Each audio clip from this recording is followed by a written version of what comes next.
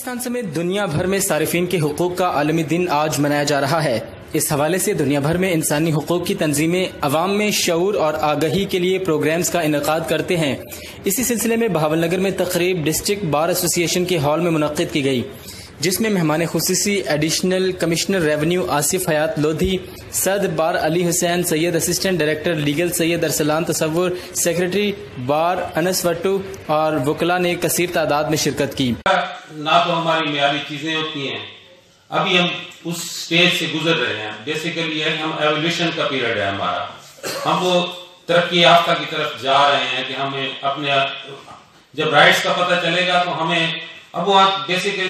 Additional deputy commissioner revenue Asif حیات لودھی نے شرکاء سے خطاب کرتے ہوئے کہا کہ صارفین کو معیاری اشیاء کی فراہمی ان کے حقوق میں شامل ہے اور حکومت پنجاب کی جانب سے صارفین کو حقوق نہ ملنے کی شکایات سننے اور حل کرنے کے لیے کنزیومر کورٹس قائم کی گئی ہیں، آسان بنا دی گئی ہے۔